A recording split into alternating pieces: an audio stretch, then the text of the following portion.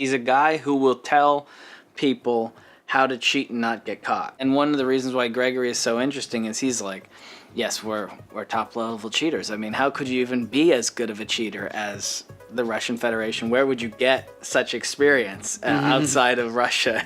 Is essentially what he says, which is such a great line. Just like, this is the place where we've been figuring out how to cheat for so long that, you know, anyway. He reminded me of the Walter White of the sports doping. As I said, he's proud of the blue meth that he's created of the sports doping because it's that sophisticated. It would be so great if Russia wasn't doing any of this stuff and it was all in our heads and it was like, oh no, Russia, I love you. You're not cheating.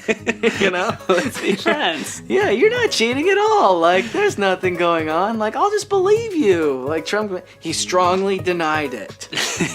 He gave me his word personally. We hugged, and he told me I'm the only one. No, you guys, stop paying attention to this distraction. We had a talk, and he told me personally. He gave me his guarantee. Yes. It's like, and you just, it would be great if that was the truth, but, you know, the truth does matter. So, anyway, this documentary at a very low level and one that's engaging and has a great story and is, you know, interesting whether you're interested in sports or doping or politics generally, or just want to know a little bit more about lying and credibility and what it looks like on the grandest of scales. This is like a great documentary for all those reasons.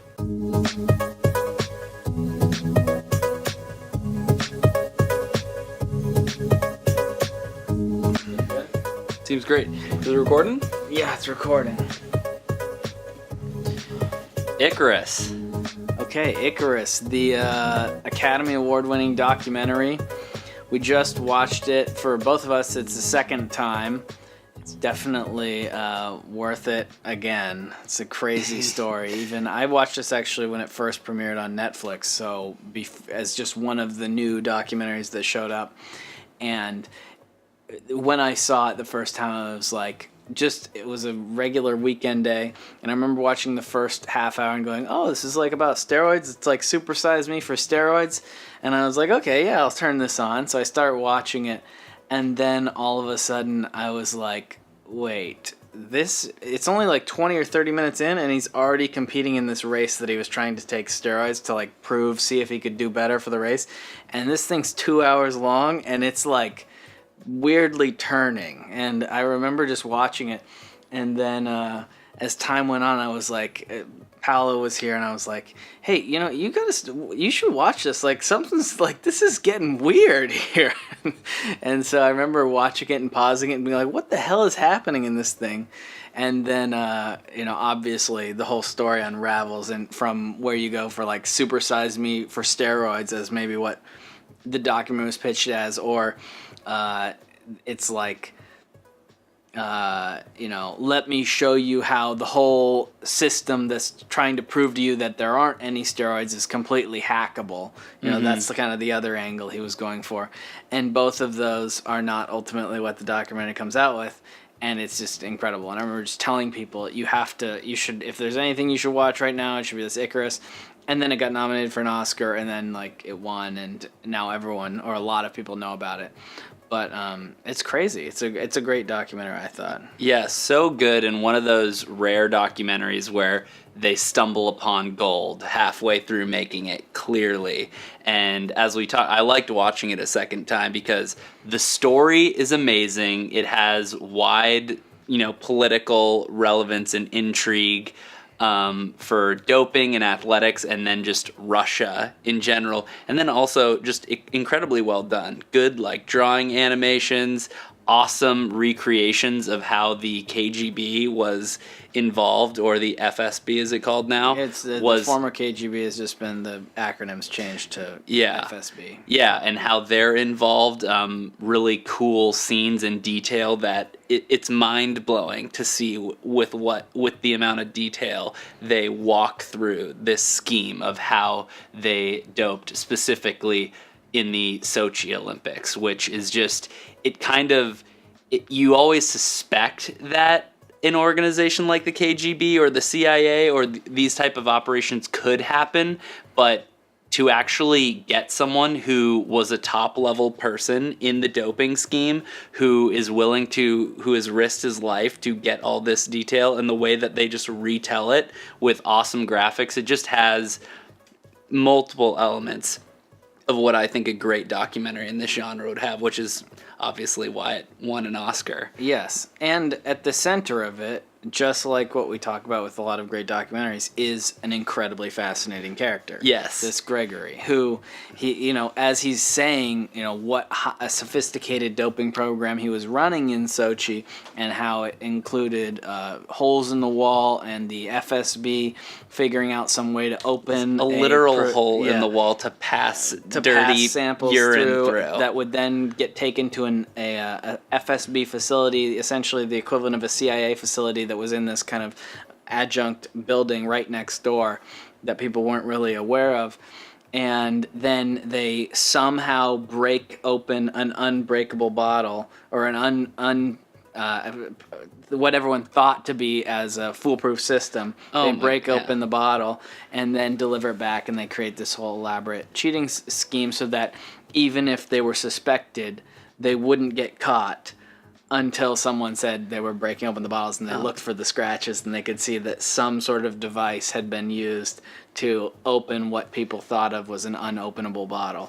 It's something that you would not believe unless they had provided so much evidence from and verified from so many different angles, from looking physically at the bottles to investigating other people and following up. You wouldn't believe it. It feels very unbelievable, and I just think there's so much intrigue to me just in the idea of they've built these special bottles as part of the urine testing process that are supposed to be unbeatable. You cannot open them up without it being detectable. They're supposed to be foolproof. And the idea that Grigory hands this off to a KGB agent, he leaves for 2 hours, comes back, and this bottle's miraculously opened. It's just like, it's something of like a political spy thriller. Yes, but exactly. He is lining it out for you, and it actually happened. And it's all the more amazing that these resources of the KGB have been deployed for doping to win sports competitions. Yes, and to do it in a way that's beyond what you would normally need to do just to cheat and be safe, just to safely cheat. And one of the reasons why Gregory is so interesting is he's like, yes, we're top level cheaters. I mean, how could you even be as good of a cheater as the Russian Federation? Where would you get such experience outside of Russia? Is essentially what he says, which is such a great line. Just like, this is the place where we've been figuring out how to cheat for so long that, anyway. He reminded me of the Walter White of the sports doping. Yes. As I said, he's proud of the blue meth that he's created of the sports doping because it's that sophisticated. And it is. I mean, I had to pause and ask you just to understand exactly the mechanisms of how they had pulled it off. Yes, and it's incredible to watch, but he's a great character because he's revealing this, and he's also, at the same time, he's doing this thing which is going to put him perhaps for the rest of his life on like Putin's hit list, where he's going to have to be in witness protection, which is where he is now, and no one really knows where he is. He's protected by the U.S. government somewhere, but he's definitely a threat to be just taken out at any time by a random poisoning that might trigger a heart attack or whatever possibility they could come up with. And one of the things that drew the director to him is because he's a guy who will tell people how to cheat and not get caught. And he had this weird way of rationalizing it, which is like, I'd rather them take good medication as opposed to go to someone else who's gonna maybe allow them to take some bad medication that's going to give them a bad reaction or whatever. Like, as if he's still fulfilling his doctor role by making sure they take the right amounts of steroids and the right types, and they monitor the reactions and also monitor how many days they need to let it dissipate from their system before they can be okay for a positive test. So all the people who worked with him before were very successful in never getting positive tests, whereas that was kind of what he was known for before the Sochi Olympics.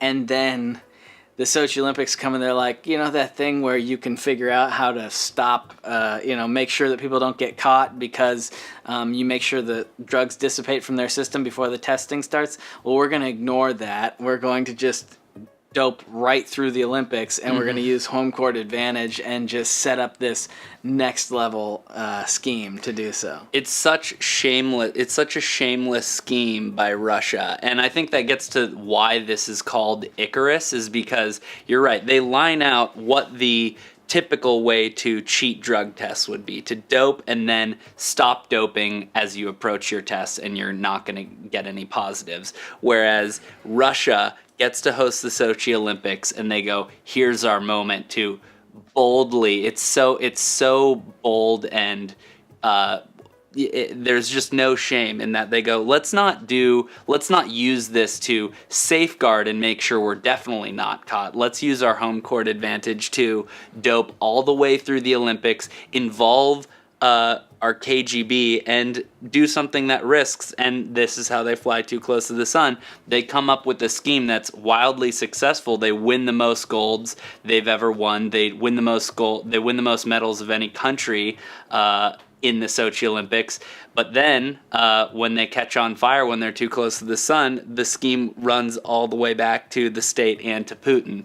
And ultimately, that is what's fascinating to me, is you see this evidence laid out in the documentary that the IOC, International Olympic Commission, says is beyond reasonable doubt. They've proven that there's a Russian doping scheme. And then you later see how Russia and all the way up to Putin react to this. And he says at one point, Russia has never had a state-sponsored doping program, and that should be edited to say Russia has never not had a state-sponsored doping program. That's their entire history of their doping program, is not to make sure people are not doping, but to figure out how to cheat. And that's one of the most fascinating things about it, is just seeing the contrast between the evidence lined out perfectly and then this almost creepiness to the way Russia at the top level deals with kind of propaganda and misinformation and trying to attack credibility once you've already seen what they've done. It is true, because there is if this documentary was only about Gregory's credibility, then you would not necessarily have a determination of who to believe, because he is a very colorful character. He's fascinating to watch throughout. He is the mastermind for a lot of people who are able to successfully get around drug positive tests while taking steroids. That's why the guy in the beginning wanting to do this kind of supersize me for steroids, eventually was led to him, is because he's one of the foremost experts in the world at how to take steroids and also safely and also pass drug tests. And yet this guy is so he's guilty. He's guilty of a lot of shady morality type of things, and you can't, if the whole story rested on him, there might be a he said she said thing. But the fact is, they did an investigation based on what he found, and it's not based on his word alone. And Russia will continue to say that. They'll continue to say, how can you believe this guy Gregory? He was in a mental institution at one point in time, and there's a backstory to that. And, of course, this guy's credibility would be called into question, except for the fact that they looked at the bottles and there was scratch marks on 100% of the of the affected samples. It was like, yeah, Gregory didn't invent the machine to open the unopenable bottle that was created in Switzerland. Okay? And that's the thing that this documentary really gets you to, is they ask someone, they say, or a lot of experts, they say, do you think it would be possible to crack open this bottle that's supposed to be one of the foolproof ways, one of the most sophisticated methods they have for ensuring that if a sample is screwed with, that they have a reserve and the reserve is impenetrable, essentially. And part of the big scheme is penetrating that perhaps or thought to be impenetrable system. And these experts are saying, no, well, I mean, if there was a way, then the problem is so much larger than we could ever imagine. And what that suggests, I was saying essentially, like, It's imagine if you were saying, am I safe in my home if I had a home invader, and you've got a security system and maybe you've got a gun or something and you've got training and you're like, okay, I'm doing that. And it's like, well, if a SWAT team comes in, none of that's gonna matter, right? And that's kind of the system we're dealt with here. It's like there's evidence that like a SWAT team level or above has gone into the system and screwed with the glasses. So the Gregory is essentially unnecessary at that point once you find out that actually a highly sophisticated, government level intelligence agency scheme has been involved, and the confidence level is so high, and it's just that's the thing where it would be about credibility. It is about credibility ultimately, because even if his credibility is to believe, he's partially guilty. I mean, you feel bad for him because he's now on a hit list probably for the rest of his life. He's separated from his family. He's a very sympathetic character. He's funny too, like a lot of great characters. But the character and the credibility of the opposition is revealed through the fact that it's not he said, she said. There is objective evidence that is revealed that makes everything you've ever heard by someone who flatly denies and or alleges that another person is perhaps a shady character. It makes you reevaluate how easy it is to flatly deny, allege some sort of shady character or conspiracy, and then people to go, well, I don't know who to believe. And it's such an effective propaganda tactic to go against, to almost successfully battle against this allegation of a huge statewide government doping scheme. And it makes you think, especially with Russia, when they deny so many things. Mm-hmm. That's the thing. It would be fascinating if it was just about sports and drugs, which I've watched a ton of documentaries about sports and a ton of documentaries about steroids, and I find them all fascinating. But this one transcends that because of the Russia element and because of the flat denial element. Mm-hmm. And when you see what they did, and there's pretty much no room for doubt of what happened in the Sochi Olympics especially. When you see what they did on a almost irrefutably government level, probably from the top, because you would have to have high sophistication to pull off what they did, not a single doctor swapping urine samples. Anyway. And to see what they did, to see what they would do in such a seemingly small and irrelevant context of sports, mm-hmm. of getting a few more gold medals on home turf in one time, makes you reevaluate any denial you've ever heard from Russia or any other entity or any other country when there's a flat denial and an accusation that the person making the claim is a bad actor or part of a conspiracy against you. It's such an effective tactic, and yet now that you see how false the tactic can be used, how confident someone can be in their denial, as Trump was saying about Putin when he very strongly denied that he did anything with the election, that it had nothing to do with the government. It's a very strong denial. It's like, okay, but that means nothing. Like, that means nothing. Whether or not there is any hard evidence, whether or not you're ever going to find the equivalent with the election, maybe they have it and the public doesn't really know, but whether they have the evidence of a scratching on the inside of a bottle that's supposed to be unbreakable, that is so you would need it, really evidences that more than a single person was involved in any sort of attack, mm-hmm. that it must have been coordinated with resources and high level and intelligence officers. That kind of allegation, or that kind of denial just mm-hmm. becomes like, oh, well, it doesn't, you have to realize that someone who is willing to do a very complex and ridiculous thing is willing to deny it in such strong terms. You will not see any guilt. They will not back down. And you just have to, it's a better way to see the world. And it's why this documentary won the Oscar.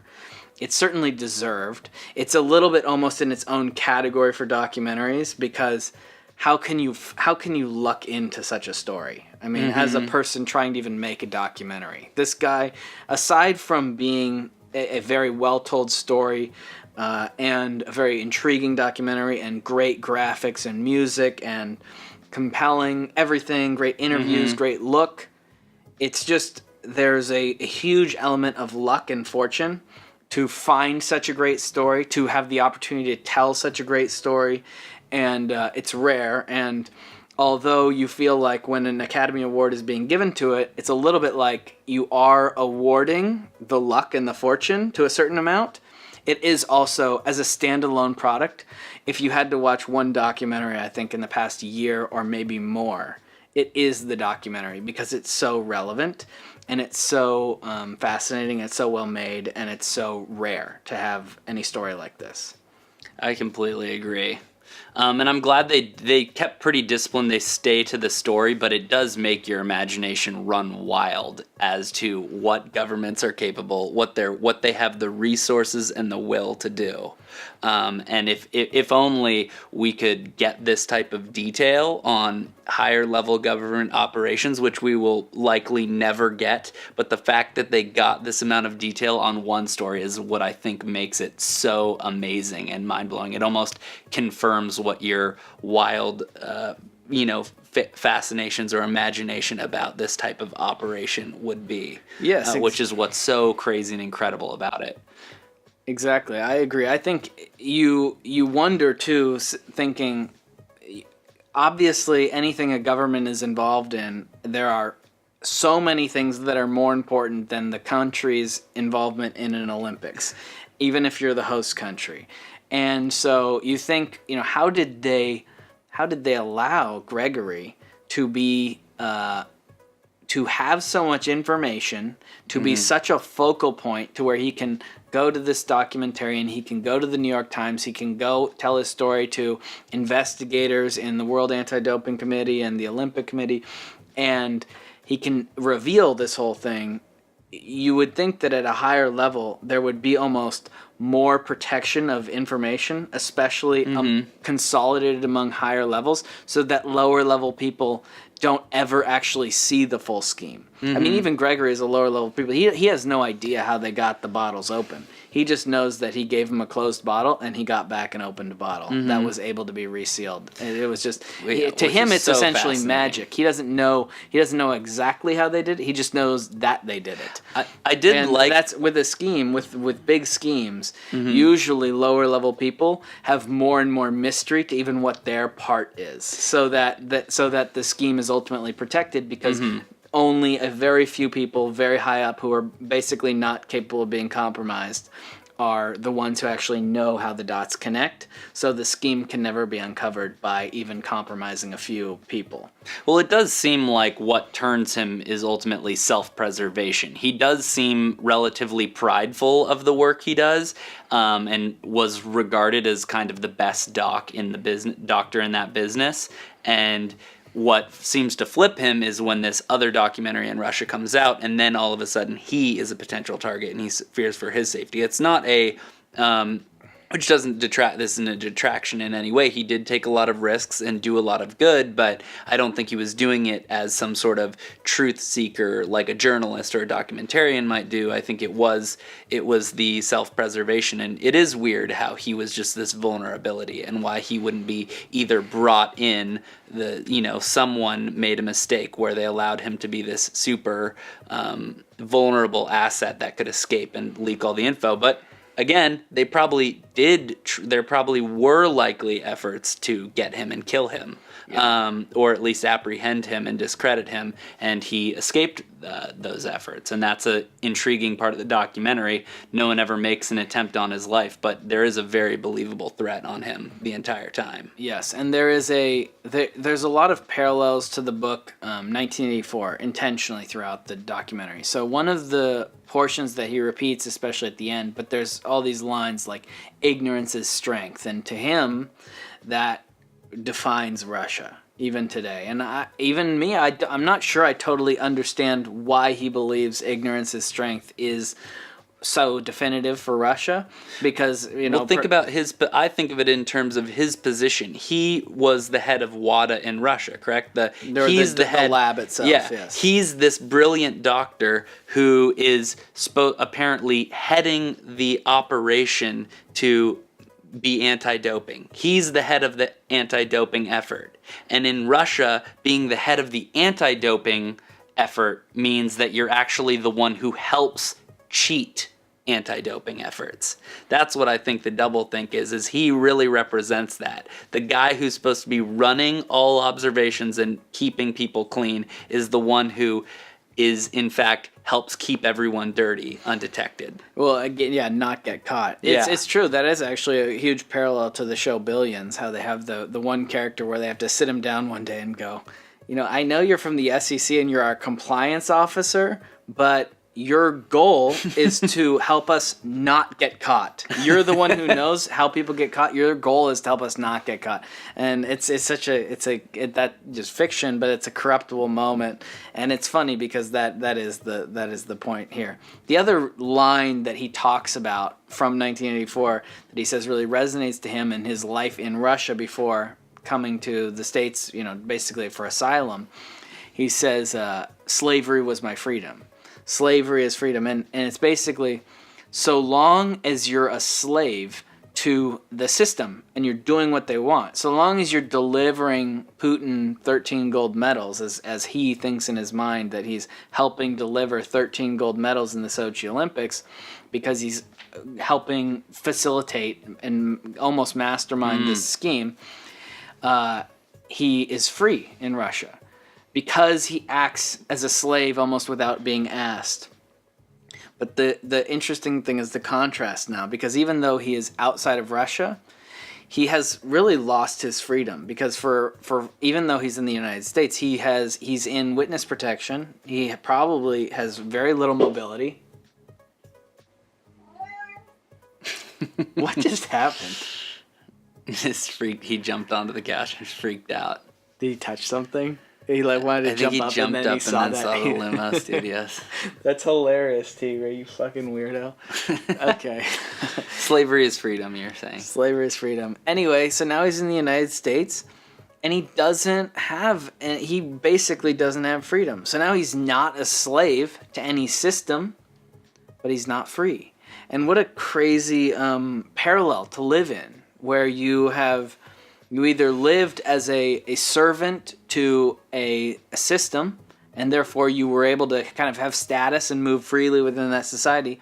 But once you're either on the wrong side of that system, or you are a vulnerability to them, you could possibly end up dead because they don't want you're one of the people with information, or you leave and you basically have to worry that someone's going to kill you. You don't know from where, you don't know from when, and you're dealing with an entity like Russia after you, which is, from a government level, and even from a pre-Soviet era level, there's no way to know how many people are, and even with every country really, there's no way to know how many American spies are in any other country. There's no way to know how many Russian spies are in the U.S. or wherever else you might be put, or wherever else you might go, even if you wanted to fly to some third world country or South America or something like that. You don't know where you could possibly be found and just ended one day, having a heart attack, and because I think that's the other thing about Russia. And they were saying, I was watching this with the guy who got poisoned in the UK, who was a former Russian next agent. to his daughter. Yeah, and he was a former Russian agent, and he got poisoned, and he had turned on the Russian government. And so they thought he was basically someone who they wanted to get rid of, to show basically you never turn, we'll find you no matter how old you are, even if you're with your daughter and it's been many years, and we'll still get you.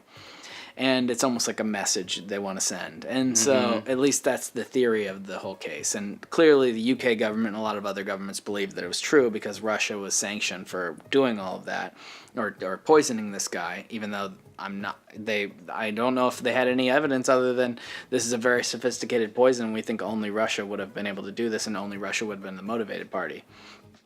And then Russia says that we absolutely didn't do it, and it's a complete conspiracy to blame us to because everyone's out to get us. But anyway, so the thing about Russia is that I believe that if you were a government that did want to assassinate people, that you would put resources over the course of 50 years into creating poisons or some method that would create a heart attack response. It's a matter of what you believe is possible when you believe only a few people are doing it versus when you believe that one of the foremost powers in the world is doing it. And it's always like people I feel like always underestimate what a foreign power or a large group is capable of.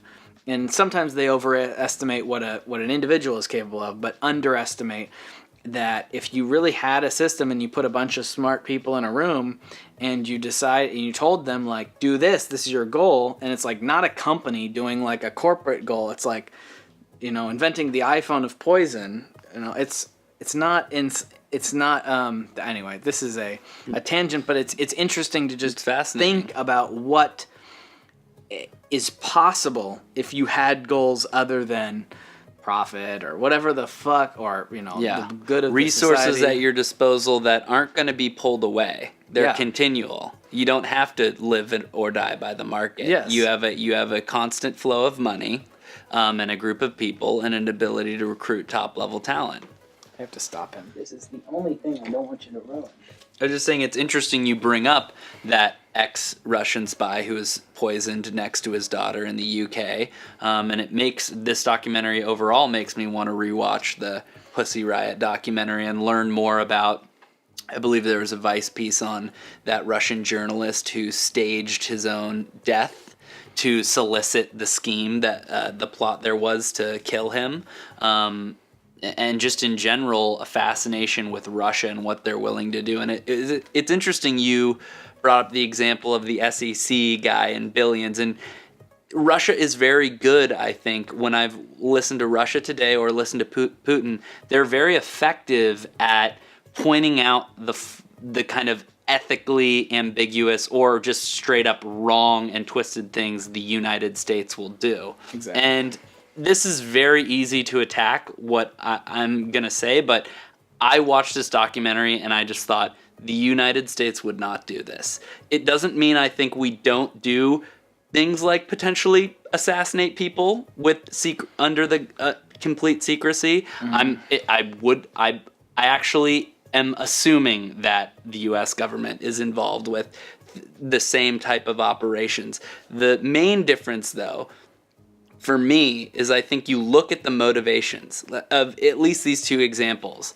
Something like doping, where it's about national pride. And they do talk about the link where Russia invades the Ukraine. I think the U.S., when I've learned about when certain things do come out, it's generally they do something incredibly immoral for the sake of what they think is national security or global security. It's for something that is a better motive. This is subjective, but I think it's a very American way of thinking, which is it matters what your motivations are. Yeah. And I do think we get down and dirty. I don't think we're better than other countries. I don't think we're clean-handed, so to speak. But if you really get down to it, the reason I think a lot of Americans, whether you say it or not, believe we have moral superiority over some of our adversaries is because we generally get our hands dirty in the name of something we think is good, versus sending a message to ex-spies that we're going to effing kill you if you ever betray us, or something like win the Olympics. Yeah. National pride. So I think it's interesting. I mean, that's my bias by virtue of just being an American, I think. But I think there is an important distinction when you look at these two examples we do know of, someone being poisoned in the UK and Icarus.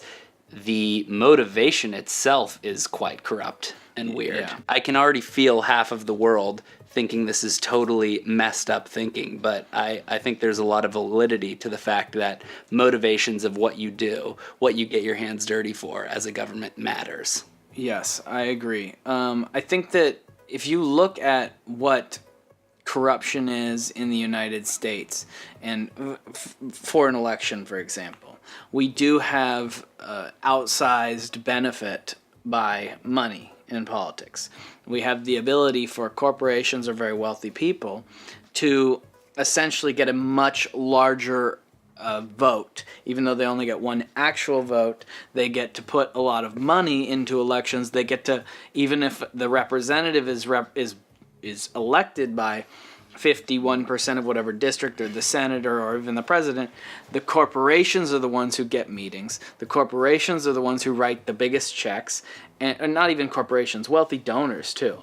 And those people in our like legally corrupt system get more say.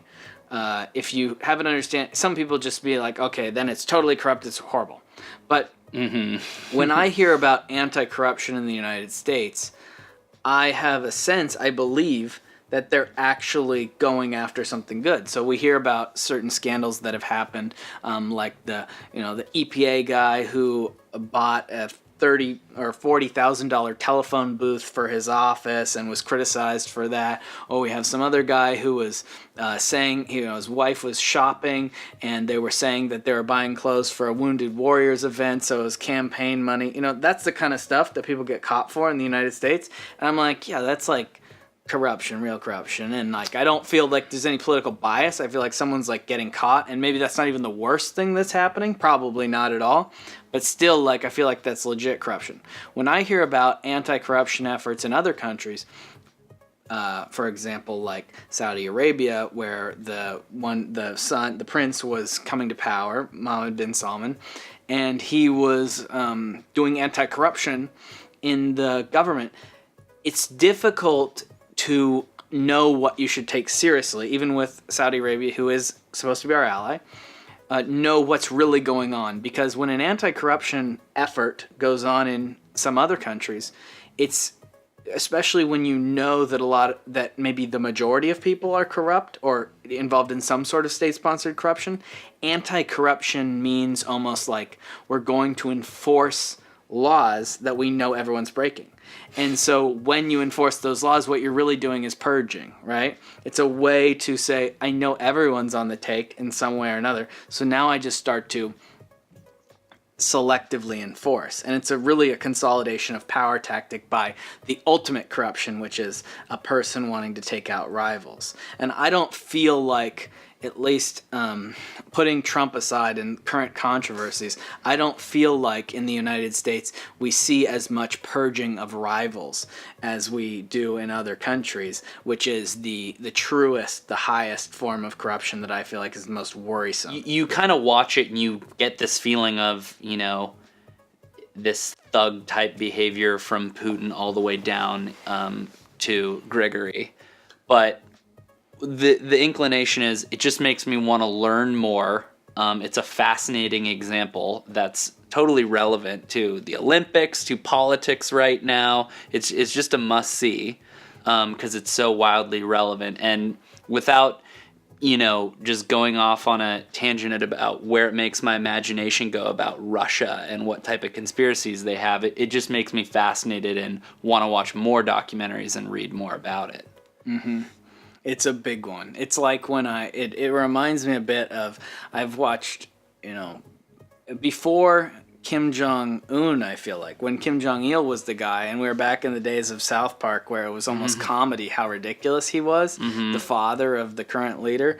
And it was funny. He was a funny character almost, because he was so like, he was just yelling like, I'm going to nuke people. And he's like, it's just... This, at least from the outside perspective, and he's got all these holes in ones on his first time playing golf. I mean, it was just so, obviously just bullshit. And the fact that anyone believed was so crazy. And I remember watching like 5 North Korea documentaries, and then one day I started watching like a China documentary and going, wait a second. There's some weird fucking shit in China. This reminds me of these North Korea documentaries. I didn't realize that, like, it wasn't just a funny little country out there that has some weird relationships to, fraud, financial fraud. Like, can we trust the markets? Can we trust that, like, in the United States, you feel like if a business says that it made like a lot of money and it sold this many units, that it did. And if it didn't, like, someone's going to tell, and it will explode. And we've had huge financial crises. We've had the most notable is Enron, which makes for one of the best documentaries that exists, which we'll have to do in a different one. The Enron, the smartest guys in the room. Yeah, but that, you feel like it is discovered, and that when it's discovered, it's like, oh no, this is not for America. And then watching a lot of documentaries, especially in foreign countries, you feel like, I'm not sure everything would play out the same way, and I'm not sure that culture and national and the economic systems of every country lead necessarily to the same results with regard to just a simple thing like fraud or anything else. Just what is said, how is it fact, and if it's not fact, how it is then handled. And I feel like that's a great thing about documentaries that show you a little bit behind the lens of something about another country, where you realize your assumptions, even your assumptions about America, which may in part be naive, are not universal. And there's something about Kim Jong-il, because I do remember watching little vignettes or documentaries about North Korea under Kim Jong-il, and there was a non-threateningness to how outlandish he seemed, and how the lies that people were forced to say they believe in North Korea were so far from what average citizen would buy in the United States. There's a non-threateningness to it, because you go, I would never buy that. Our country would never fall prey to this type of thing. And as you go, look at more about China maybe, or about Russia in this documentary, what's incredibly unnerving is how sophisticated their schemes can be and their lies, and also the propaganda can be sophisticated to the point where my assumption that I would never be vulnerable to it, I think, is misplaced at this point. Yes. And that's what's, I think, kind of unsettling about it as well. It is difficult, because I like to think that I can take any input from any source. So I could take the most crazy conspiracy theorist telling me things. I could take a very conservative person, an extreme lefty, or anyone in any part of any spectrum, libertarian, communist, doesn't matter. I could take their information and I would say, okay, I'll listen. I can listen to this. It's not going to possibly infect me where I don't have any control over what's going on. But very effective propaganda doesn't look like very effective propaganda. And that's the thing that you don't really realize is what's going on, and why it does make me a little bit worried too. As someone who does read a lot of things and research a lot of things on the internet, if I do see something that I know is from a Russian media source, even if it does seem fair and balanced or critical, or say something that I would normally believe, it's very difficult for me to actually rely on any of that, and to catch myself and go, where are you reading? What are you reading right now? Do you even know what this source is that you found while Googling something? Do you even know who is writing this? Like, I'll read Wikipedia and I'll basically believe almost all of it. But if I read something on Russia Today, for example, I do think that there is a feeling that they have great journalism in a way, but I've also read things there that I've never been able to see anywhere else.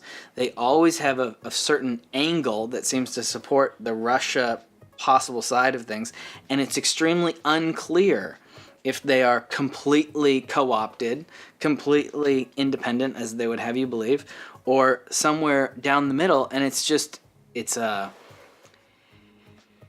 even for someone who feels like they can evaluate information, there is a problem with allowing yourself to take in things that is either directly propaganda or suspected, because the best propaganda you actually cannot detect. And Russia is capable of extremely sophisticated propaganda, and that is a huge worry. And there are other organizations that have proven themselves to be capable of very sophisticated propaganda. I mean, some of the ISIS, some of the things that have convinced people to join ISIS isn't dumb. as people might believe, isn't like dumb, ridiculous violence only attractive to psychos. You'll get 72 virgins. Yeah, it's not the dumb propaganda that you might think, like the North Korea equivalent from earlier times, where it'd be like, oh, you come to Pyongyang and all the lights are on, we're having a parade, we're celebrating the latest thing, and then as if we can't see on satellite images that you've shut off the whole fucking electric grid for the whole country because you can't afford to, you act like you're wealthy and you're not. It's like, it's so obviously a false thing. That's not what real propaganda looks like. Real propaganda is very difficult to detect. Even if you know you should be suspicious, you cannot see it, and you will find yourself buying into it, and it's just difficult and hard. I hate that you it's funny you bring up the lights in North Korea, and not that it's on the same scale, but I can't help but think of Trump and the inauguration audience. And it's not as on massive. I mean, he's the president, and I guess it's not totally the most the political ramifications of how many people showed up to the inauguration, not huge. We all know that he has this, tiny fingers ego that causes him to lie, but he did get his press secretary to perpetuate that lie, and there are pictures just showing it to be an obvious lie. And I think that's what upsets a lot of people, is that the distinction we're drawing between what the United States has been in other countries is starting to be like, what ground do we have to stand on? Exactly. That is the difficulty, because the United States was supposed to be a sophisticated liar. If lying, they were supposed to be sophisticated. But now we have somebody who will just lie in an easily disprovable way, and then just not admit that it was a mistake. And it just rubs people the wrong way. One, because they don't like him, but two, because that is fundamentally anti-American for a lot of the way that people believe, especially when they want to feel that there's some level of moral goodness that makes you proud to be American. There is a moral component to it, and not being able to lie that is easily disprovable on the face and then not have ramifications is part of that moral fabric that is disintegrating for a lot of people, which just drives them nuts, because they're like, where do I live? Do I live in fucking North Korea? Or they don't, but still, it's the lying aspect of it is one of the most infuriating things that drives people nuts, because, I mean, it is like being gaslighted. There is a book, someone wrote a book, one of Trump's main critics, but a conservative, wrote a book called like Gaslighting America. And it is kind of what, you know what the term gaslighting is? Mm-hmm. It's essentially like a guy who's being accused of cheating by his girlfriend, and instead of admitting it, he flat denies it and then accuses her of being a psycho. And it makes her start thinking that she is crazy, that all the indications she's have is actually she's a paranoid person. And instead of just denying, it's so profound, because it makes the person who is accusing, who is trying to use their head, start to doubt their own reasoning and become a lesser version of themselves in someone else's effort to just get away with something. Mm-hmm. And so it destroys the person who is making the accusations, who is upset, while at the same time just preserving the person who is in the wrong. Mm-hmm. And that's why, I think it's a great term, at least that I heard, but it is something that's so infuriating about someone who flat denies disprovable things or lies in clearly easily disprovable ways, and makes the other person, it's not the same as being lied to, where they're like, oh, they actually lied about that. It's like, am I crazy? What is going on here? Yeah. And it's a specific type of lie, which makes the other side lose it. And it's you can tell it's cruel when you say the version of a person who's being accused of cheating, and then instead of admitting it, makes the other person feel like they're on crazy pills, which is essentially what Trump did with the fucking Stormy Daniels thing, where he's like, I don't know anything about that, and then they like raid the offices, and then eventually it's like, yeah, I knew about that, but like whatever.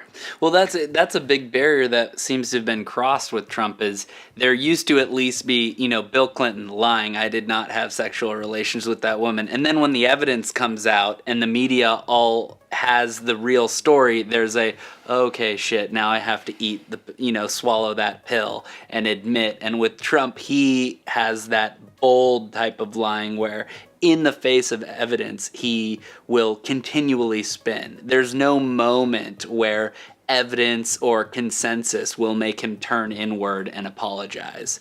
There's no stopping his momentum, regardless. And that seems to be like a big change that also drives people nuts. There is a actually. I mean, but a lot of presidents have had those moments, and that.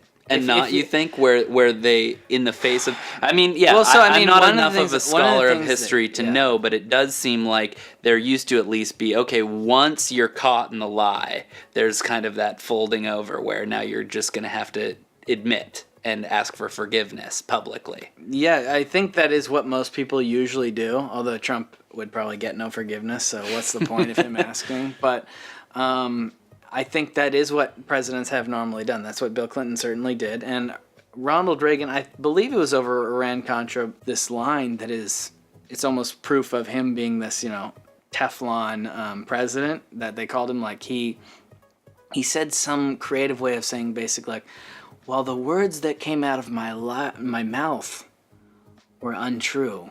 In my heart, I was being honest. Something like that. I told the American people I did not trade arms for hostages. My heart and my best intentions still tell me that's true, but the facts and the evidence tell me it is not.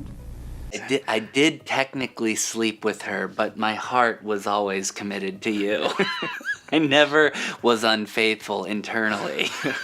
What I meant to say was wouldn't. I'm glad we corrected the record. That's awesome. It's great documentary. I think. Yeah, just so relevant, so funny to think about all these things. I mean, makes you tragic. I would love, obviously, it would be so great if Russia wasn't doing any of this stuff and it was all in our heads and it was like, oh no, Russia, I love you. You're not cheating. Let's be friends. Yeah, you're not cheating at all. Like, there's nothing going on. Like, I'll just believe you. Like, Trump, he strongly denied it.